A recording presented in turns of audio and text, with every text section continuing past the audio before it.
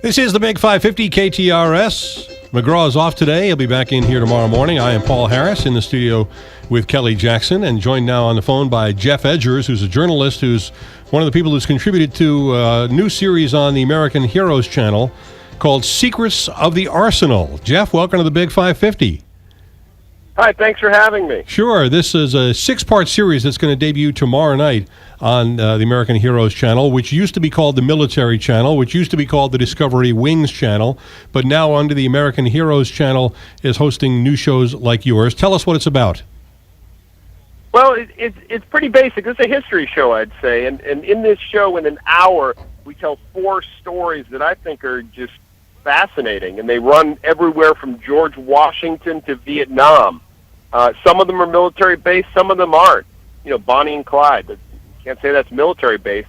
And we tell that story by basically having me go out, find an object that we consider key to the story, and we tell the story through that object. I mean, we have interviews with experts. We have these amazing recreations, so you can see the moment as it occurred.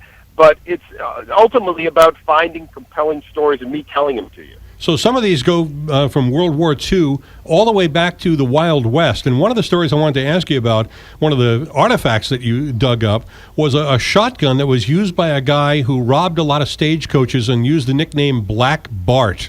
Give me some background on that.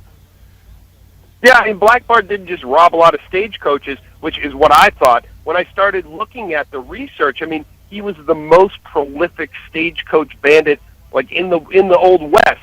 And what was amazing about him, and I don't want to give away too many things, but, you know, there was a lot of discussion about, the fact that he was sort of a thinking man's bandit. He didn't use his gun to rob those stagecoaches. And, you know, I find out the truth about that as we examine that gun. You know, we take it out of the case, we go back of house where people don't get to go, and we look at that closely with an expert who can tell me exactly when and where that gun was fired. I can't imagine how dangerous it would have been to be not just a stagecoach driver, but just a stagecoach passenger at a time where, frankly, we didn't have roads, and you were in these things, you know, with wooden wheels that were bumping along on whatever the terrain of the day was. You had to put up with that motion sickness, but you also had to worry every moment you looked out the window, is that guy on that horse coming to rob us?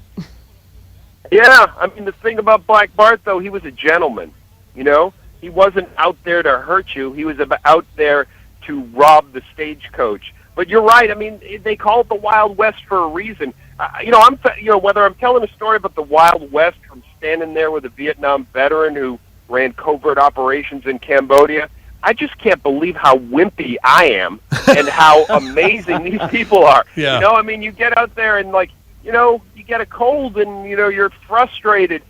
These people were doing things that I can't even imagine how they were able to get the courage up to do them, you know? Let me ask you about another person that you profile in the series, and that is a guy by the name of Samuel Ringgold, whose nickname was the Father of American Artillery. I don't even know what that means. Well, I mean, it's a Civil War story, and what'll startle you, knowing how basically war is a video game now in many cases, Yep. is the invention that he made really is about, without giving it totally away, but I mean, it involves cannons, and it involves being able to move across the battlefield. You know, we forget this, but most battles in those days, Civil War era, you know, we think about World War I too. It's a bunch of guys dug in the mud, fighting each other, not even that far apart from each other. And he came up with a strategy that would change the way those battles were run. And he actually died the first time that they tried to use it. It was an effective battle tactic, but he didn't live. So when you're doing this, obviously you're a history buff, and this is a great show for people who are history buffs or even who kind of like mysteries. For you, what are you getting out of this? What are some surprises that you actually ran into? Well, for me, everything's a surprise. You know, my generation, I'm 44 years old. You know, we haven't really lived through, we've read about wars, but we haven't lived through the kinds of wars like World War II or World War I or Vietnam that other folks have. It's a different kind of war. It's a little bit detached. And, my daughter, who's 12, she doesn't really understand 9/11. So for me, when I'm going, and finding an artifact that was used even in a famous moment in history, we're doing something on the B-29 bomber that dropped the bomb on Nagasaki. I mean, what could be more famous? But I'm going to the case and having them pull out the goggles, the protective goggles that were designed for one of the pilots to protect him at the point of the blast. And we're taking those out, and I'm looking through those goggles.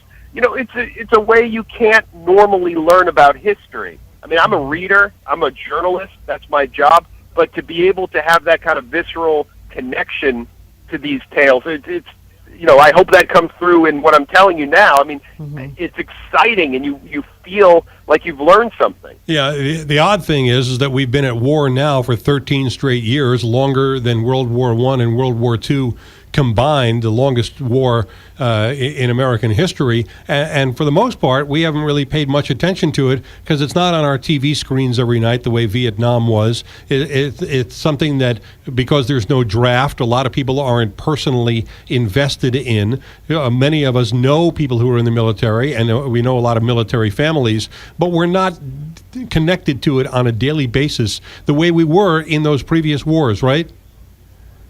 Well, those wars, they were, when people talked about World War II in the 50s, it was the Great War. I mean, that's everybody had a connection to it.